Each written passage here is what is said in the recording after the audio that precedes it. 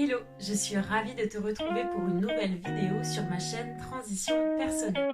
Transition personnelle, minimalisme, déconstruction et bonheur simple. Aujourd'hui, on va parler d'un sujet qui va nous parler à toutes et tous puisque c'est un sujet humain. On va parler de validation. Personne n'est capable de totalement l'occulter puisqu'elle fait partie de nos comportements sociaux inconscients. Une preuve très simple et concrète, par exemple, l'intérêt qu'on va nous porter sur les réseaux sociaux, l'interaction et la valorisation qu'on aura sur nos photos, sur nos stories, etc. On sait que ça ne sert à rien, que c'est pas ça qui va changer notre vie.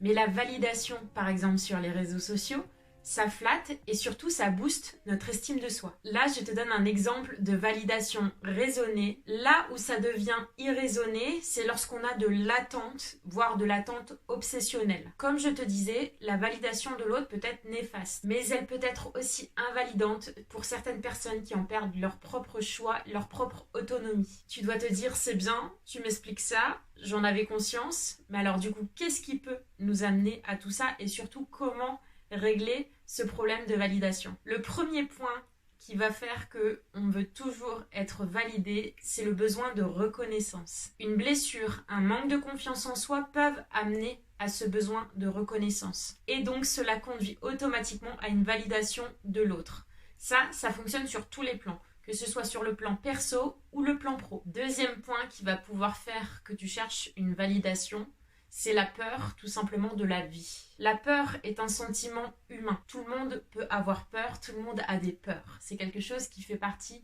de l'humain et de ses sentiments. Seulement, parfois la peur peut être handicapante et notamment, de nombreux sujets du moment intensifient ces peurs. Quand je parle de sujets, c'est de la vie actuelle que nous menons, des informations, etc. Cela accentue les peurs que nous avons tous de base et les transforme plus ou moins en angoisse, ce qui donne parfois envie d'avoir une validation supplémentaire pour être sûr de ne pas se tromper, pour être rassuré, mais surtout pour être sécurisé. La sécurité, c'est un besoin primordial de l'humain.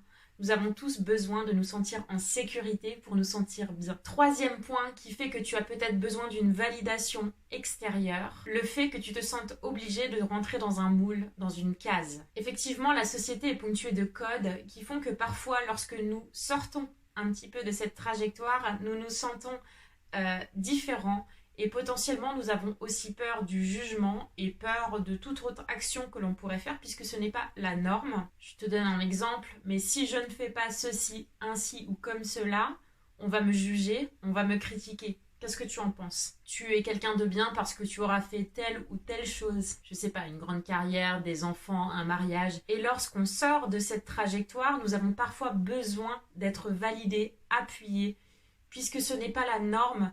Et nous avons plus ou moins peur du jugement de l'autre, mais également et surtout de notre propre jugement et de nos propres croyances. Le quatrième point et dernier point qui, selon moi, englobe toutes les autres croyances qui feront qu'on a envie d'être validé, c'est tout simplement le manque de connaissance de soi. Ne pas se connaître, ou en tout cas pas suffisamment, instaure un climat d'inconfiance et d'inconfort en nous. Cela va créer du doute et donc un besoin obsessionnel de validation. Pour moi, il y a des questions très simples auxquelles on doit savoir répondre. Qui je suis?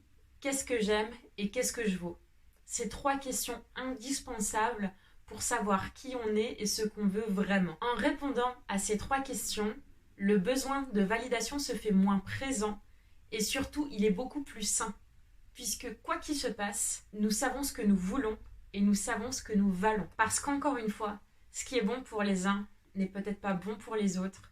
Et puis, il y a beaucoup de paramètres qui entrent en compte. Les goûts et les choix de chacun sont très subjectifs. C'est surtout l'éducation, nos expériences de vie et aussi notre vie actuelle qui vont conditionner les choix que l'on va prendre là actuellement. Et en fait, nous avons tous une vie unique.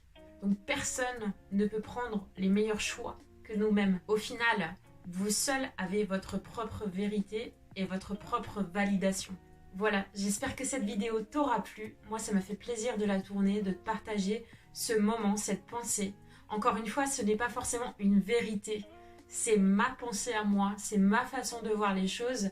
Je ne l'impose à personne. Je te partage simplement cette vision des choses, ma philosophie de vie. N'hésite pas à me dire en commentaire ce que toi tu penses de la validation. Est-ce qu'elle est présente dans ta vie? Est-ce qu'elle est handicapante ou pas? Est-ce que tu travailles dessus? Ça me fait toujours plaisir d'échanger avec vous et de pouvoir justement partager un peu nos expériences de vie. En attendant, je te laisse et te dis à très vite pour une nouvelle vidéo.